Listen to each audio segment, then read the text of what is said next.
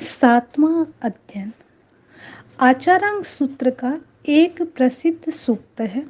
अपाणमेव जुज्जाहि किम ते जुज्झेण बज्झो, यानी अपने आप से लड़ो, दूसरों से लड़ने से तुम्हें क्या मतलब है, क्यों लड़ते हो दूसरों से। प्रश्न हुआ, अपने आप से क्यों लड़े, इसका हेतु भी बतलाया गया। अप्पा मित्तिम मित्तम च दुपट्टी सुपट्ठी, यानी आत्मा ही मित्र है और आत्मा ही शत्रु है। जब आत्मा शत्रु है तो आत्मा से लड़ो। दूसरा शत्रु व्यवहार में होता होगा, किंतु निश्चय में शत्रु अपनी आत्मा ही है। अपनी आत्मा जब दुराचार में, दुष्प्रवृत्ति में रत होती है, सचमुच शत्रु बन जाती है। जितनी शत्रुता व्यक्ति की अपनी वृत्तियां करती है, उतनी शत्रुता दूसरा कोई नहीं कर सकता। शत्रु कहीं बाहर रहता है, दूर रहता है, कभी कभार सामने आता है। ये दुष्प्रवृत्तियां 24 घंटे साथ रहती है। बाहर का शत्रु उतना खतरनाक नहीं होता जितना भीतर का शत्रु होता है। आत्मा का बुरा विचार, बुरा भाव, बुरा आचरण, ये सब शत्रु है। ये ही अनिष्ट करते हैं। एक बुरा विचार आता है, स्वयं का कितना अनिष्ट हो जाता है, दूसरा उतना कर ही नहीं सकता। इसीलिए कहा गया, बाहरी शत्रुओं से लड़ने से क्या होगा, अपने भीतर जो अपना शत्रु बैठा है उससे लड़ो, उसे भगाओ। महावीर ने कायरता नहीं सिखाई, लड़ने की बात से रोका नहीं। मनुष्य की वृत्ति है संघर्ष, लड़ाई और युद्ध, उसे कभी रोका नहीं जा सकता, किंतु दिशा बदल दी। जो आदमी दूसरों से लड़ता है, महावीर ने अध्यात्म की भूमिका पर कहा, तुम दूसरों से मत लड़ो। यदि लड़ने में रस है तो अपने आप से लड़ो। बाहर के शत्रुओं से नहीं, भीतर के शत्रुओं से लड़ो। बाहर के शत्रुओं से लड़ना बहुत सरल है, अपने आप से लड़ना बहुत कठिन। व्यक्ति दूसरों से लड़ाई जल्दी शुरू कर देता है, बहुत कठिन है अपनी वृत्तियों से लड़ना। जम्बू कुमार विवेक संपन्न है, धर्म संपन्न है, अपने आप से लड़ने में विश्वास करता है, किंतु प्रसंग ऐसा आ गया कि बाहर से लड़ना भी जरूरी हो गया। वह युद्ध के मैदान में है। राजा मृगांक की सेना भी सज्जित होने लगी। रणभेरी बजी, रत्नचूल को सूचना मिली, मृगांक की सेना युद्ध के लिए प्रयाण कर रही है, युद्ध के मैदान में पहुंचने के लिए तत्पर है। रत्नचूल क्रोध की अग्नि से जल उठा। अग्नि बाहर से जलाती है, एक अग्नि भीतर भी बैठी है। दुनिया में जो बाहर है वह भीतर भी है। क्रोध की आग इतनी तेज है कि वह आदमी को जला देती है। क्रोध, भय, चिंता, तनाव, ये सब पड़ोसी हैं, साथी हैं, सब एक दूसरे के साथ आते हैं। जब क्रोध, चिंता सताती है, आदमी जल उठता है। जलने का मतलब क्या है, वह सचमुच मरता है। एक आदमी 100 वर्ष जीने वाला है, बार बार गुस्सा करेगा, संभवतः 50 वर्ष में ही मर जाएगा। क्रोध से आयु बहुत क्षीण होती है। जब जब क्रोध का उत्ताप आता है, व्यक्ति भीतर ही भीतर सूखने लग जाता है, आयु घटने लग जाती है। गणित की भाषा में एक वैज्ञानिक ने इसका लेखा जोखा किया। उसने कहा, 2-4 मिनट का तेज गुस्सा 9 घंटे की आयु कम कर देता है। रोज 2-4 बार तेज गुस्सा करता चला जाए तो आयु क्यों नहीं घटेगी। 100 वर्ष जीने वाला 50-60 में क्यों नहीं मरेगा। रत्नचूल को इतना तेज गुस्सा आया, बोला, दुर्ग में बंद हुआ बैठा था, अब इतना बल आ गया कि मेरी सेना पर आक्रमण करने आ रहा है। रत्नचूल सहन नहीं कर सका, जल भून उठा, स्वयं कक्ष से बाहर आया, सेना को युद्ध का निर्देश दिया। रत्नचूल और मृगांक दोनों की सेनाओं में युद्ध शुरू हो गया। जम्बू कुमार अकेला नहीं रहा, भूमि और आकाश दोनों ओर युद्ध शुरू हो गया। विमानों में बैठे विद्याधरों का युद्ध भी प्रारंभ हो गया और पदाती सेना का युद्ध भी प्रबल हो गया। विमान में एक ओर रत्नचूल बैठा है, दूसरी ओर व्योमगति, दोनों विद्याधर, दोनों शक्तिशाली, दोनों में तीव्र युद्ध। आवेश में कुछ पता नहीं चलता। मदिरा का आवेश होता है, भान नहीं रहता। आवेश केवल मदिरा का ही नहीं होता, क्रोध का भी होता है। आवेश काम और लोभ का भी होता है। आवेश यक्ष और भूत पिशाच का भी होता है। अनेक प्रकार के आवेश बतलाए गए हैं। जब आदमी आवेश से आविष्ट होता है, उस समय उसकी विवेक चेतना काम नहीं करती। मनोविज्ञान की भाषा में रीजनिंग माइंड निष्क्रिय बन जाता है, एनिमल ब्रेन, पार्श्विक मस्तिष्क सक्रिय बन जाता है। सैनिकों का पार्श्विक मस्तिष्क सक्रिय बन गया, एक दूसरे पर विद्या का प्रयोग करने लगे। उस समय जम्बू कुमार ने बाण से ऐसा प्रहार किया कि रत्नचूल का विमान टूट गया और वह नीचे आ गिरा। रत्नचूल की सेना में हाहाकार मच गया, स्वामी नीचे गिर गए। इस ध्वनि ने सबको एक क्षण के लिए स्तंभित सा कर दिया। मृगांक हाथी पर चढ़ा हुआ था। महावत से उसने पूछा, विमान से कौन गिरा है? महावत बोला, जो आपको चाहिए था वही गिरा है, आपका सज्जन रत्नचूल, जिसने युद्ध छेड़ा है, जिसने इतना विध्वंस किया है, वह आकाश से नीचे गिर गया। मृगांक को विस्मय हुआ, कैसे गिरा वह? महाराज, उस दिव्य कुमार की कोई विशेषता है कि वह जिधर आंख उठा लेता है ऊपर का नीचे गिर जाता है, पाताल में चला जाता है। वह क्या है हम समझ नहीं पा रहे हैं। सेना ने रत्नचूल को तत्काल संभाल लिया, परिचर्या की, उपचार किया। रत्नचूल स्वस्थ हो गया। रत्नचूल बोला, क्या हो गया था? जो होना था हो गया। नहीं, ऐसे हार नहीं माननी है। हाथी लाओ। सैनिक हाथी ले आए। वह हाथी पर बैठा। पूछा, सामने हाथी पर कौन है? राजा मृगांक। राजा मृगांक मुझ पर हंस रहा है, अब पता चलेगा। रत्नचूल के स्वर में आक्रोश था। यह बात स्वीकार करनी होगी, आवेश में आदमी जो काम कर सकता है, शांत स्थिति में वह काम नहीं कर सकता। शांत स्थिति का काम अलग है और आवेश का काम अलग है। आवेश में बल इतना बढ़ता है कि कल्पना नहीं की जा सकती। आत्मबल की तो बात ही छोड़ दें, मनोबल की बात छोड़ दें, आवेग का बल भी बड़ा भयंकर होता है।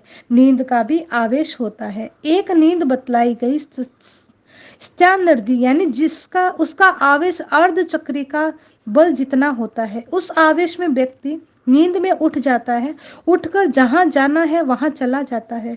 दौड़ता दौड़ता 50 किलोमीटर भी चला जाता है, कोई दिक्कत नहीं होती। यदि चोरी करने का भाव मन में रहा तो चोरी कर दरवाजों, तालों, तिजोरियों को तोड़कर चोरी कर लेता है। किसी की हत्या करनी है तो हत्या भी कर देता है। सिंह को, बाघ को मार देता है, बड़े से बड़ा काम कर लेता है और वापस आकर सो जाता है। सुबह उठता है तो सब कुछ भूल जाता है। स्त्यान निधि निद्रा के आवेश में ऐसा होना संभव है। आवेश में बल बढ़ता है। युद्ध में आवेश न हो तो व्यक्ति युद्ध लड़ नहीं सकता। कोई भी शांत रस का अनुभव करने वाला लड़ भी नहीं सकता और उसमें वैसा बल भी नहीं आता। रत्नचूल ने सोचा, अब शस्त्रों की लड़ाई से काम नहीं चलेगा, अब तो विद्या का ही प्रयोग करना है, विद्या का अस्त्र चलाना है। महाभारत में ब्रह्मास्त्र का प्रयोग किया गया। ब्रह्मास्त्र के सामने सारे शस्त्र निकम्मे हो जाते हैं। विद्या के अस्त्र के सामने शस्त्र निकम्मा हो जाता है। रत्नचूल ने विद्या के अस्त्र का प्रयोग निश्चय कर लिया। व्योमगति ने देखा, रत्नचूल पुनः युद्ध के मैदान में आ गया है, लड़ाई के मूड में है। अब मुझे भी सामने जाना चाहिए, राजा मृगांक का सहयोग करना चाहिए। व्योमगति और रत्नचूल दोनों विद्या के अधिष्ठाता फिर आमने सामने आ गए। रत्नचूल ने सबसे पहले तमिस्त्रा विद्या का प्रयोग किया। मध्याह्न में 12 बजे का समय, प्रचंड धूप, प्रकाश सब कुछ था। तमिस्त्रा विद्या का प्रयोग किया। अमावस की घोर अंधियारी रात हो गई। हाथ से हाथ दिखना बंद हो गया। कभी कभी रात में अकस्मात घोर अंधियारा हो जाता है, अचानक बिजली चली जाती है। कुछ क्षण के लिए ऐसा हो जाता है जैसे अमावस की रात आ गई, हाथ से हाथ दिखना बंद हो जाता है। पक्ष और प्रतिपक्ष दोनों होते हैं। अग्नि बरसाओ तो बादल तैयार है, अंधकार करते हैं तो प्रकाश की विद्या तैयार है। पक्ष प्रतिपक्ष दोनों प्रकार की विद्याएं चलती है। आजकल अणु शस्त्र के युग में रासायनिक शस्त्रों से युद्ध होता है। ऐसे रासायनिक कीटाणु बरसाते हैं कि सैनिक बीमार हो जाते हैं। उससे भी आगे रश्मियों का शस्त्र बनाने की तैयारियां हो रही है। कुछ भी करने की जरूरत नहीं है, एक किरण का विकिरण करो, सामने वाली सेना बिल्कुल पागल बन जाएगी, शून्य बन जाएगी। उसे स्मृति नहीं रहेगी कि क्या हो रहा है, हथियार नीचे गिर जाएंगे। आजकल ऐसे प्रयत्न बहुत हो रहे हैं, पुराने जमाने में भी बहुत होते थे। जिन्होंने रामायण और महाभारत सुना है, पढ़ा है, वे जानते हैं कि युद्ध में विद्याओं का कितना प्रयोग हुआ था। महाभारत काल में कितनी विद्याएं थी। हिंदुस्तान बहुत समृद्ध देश था, विद्या का बहुत विकास हुआ था। आज कहते हैं हिंदुस्तान विकसित नहीं है। 5000 वर्ष पहले यहाँ इतना विकास था कि कल्पना नहीं की जा सकती, किंतु उस महायुद्ध में विद्या के बड़े बड़े जानकार, अनुभवी समाप्त हो गए। एक प्रकार से हिंदुस्तान का विकास भी अवरुद्ध हो गया। जब बड़े बड़े युद्ध होते हैं, इतना विनाश होता है कि सैकड़ों हजारों वर्षों तक पूर्ति नहीं होती। रत्नचूल ने अंधकार का प्रयोग किया, व्योमगति ने आकाश में सूरज उगा दिया। आज के वैज्ञानिक भी ऐसी कल्पना कर रहे हैं कि आकाश में ऐसा उपग्रह स्थापित कर दे कि रात कभी पड़े ही नहीं। यह चिंतन चल रहा है। यह कोई असंभव बात नहीं है। आजकल असंभव जैसा कुछ रहा नहीं। पुराने जमाने में एक गुरु सा यति ने चांद को आकाश में खड़ा कर दिया। बहुत प्रसिद्ध घटना है। चेले से किसी बहन ने पूछा, आज तिथि क्या है? चेले ने कहा, पूर्णिमा है। बहन ने कहा, क्या आज अमावस नहीं है? चेले ने कहा, आज पूनम ही है। शिष्य ने आग्रह भी कर लिया, उपाश्रय में आया, गुरु से पूछा, गुरुदेव आज तिथि क्या है? गुरु बोले, आज अमावस है। चेला बोला, मैं तो पूनम कह आया। गुरु बोले, वापस जाओ, बता दो आज अमावस है, मैंने भूल से पूनम कह दिया। गुरुदेव, मैं आपका चेला, फिर ऐसी भूल सुधार करूंगा? मैं तो नहीं जा सकता। वत्स, इसमें आपत्ति क्या है? छदमस्त है, भूल हो सकती है। भूल हो गई। चेले ने कहा, गुरुदेव ऐसा नहीं हो सकता, मैं अपनी बात बदल नहीं सकता। मैं आपका चेला बना हूँ, आप इतने शक्तिशाली हैं, आपको कुछ करना पड़ेगा। चेले ने बहुत आग्रह किया। गुरु ने सोचा, भोला है, इसकी बात रख दूंगा। गुरु ने कहा, जाओ कह दो पूनम है। चेला, गुरुदेव, बहन कहेगी पूनम का लक्षण है चांद दिखाई देता है। गुरु बोले, तुम कह देना चांद दिख जाएगा। चेला वापस गया, कह दिया, गुरुजी को पूछ आया हूँ, आज पूनम है। बहन बोली, पूनम को तो चांद का दर्शन होता है। चेला बोला, तुम चांद को आकाश में देख लेना। गुरु मंत्रविद और विद्याधर थे। गुरु ने ऐसा प्रयोग किया कि आकाश में चांद दिखा दिया।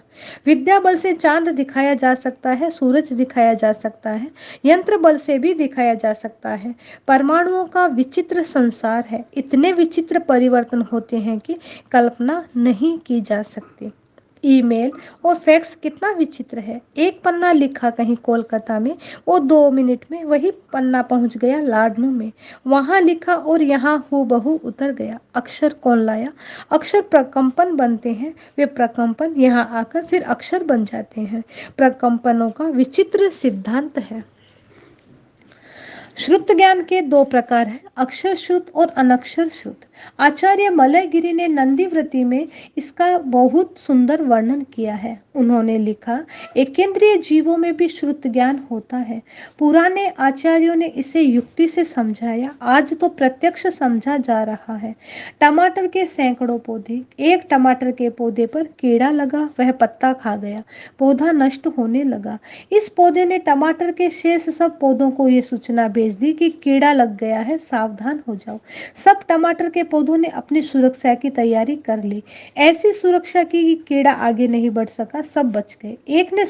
एक सूचना ने सबको सुरक्षा का अवसर दे दिया।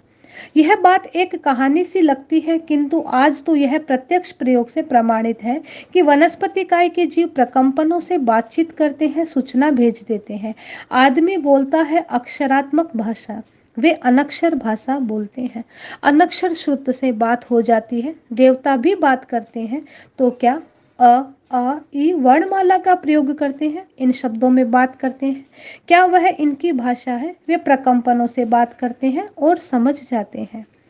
हम लोग भी प्रकंपन को ज्यादा काम में लेते हैं, पर जानते नहीं हैं। मैं बोल रहा हूँ, आप मेरी बात सुन रहे हैं। प्रज्ञापना सूत्र कहता है, आप मेरे शब्दों को बिल्कुल नहीं सुन रहे। क्या यह बात जचती है? किंतु हम प्रकंपन के सिद्धांत पर जाएं तो ज्ञात होगा, मैं जो बोल रहा हूँ वे भाषा वर्गणा के पुद्गल लोक में फैल गए।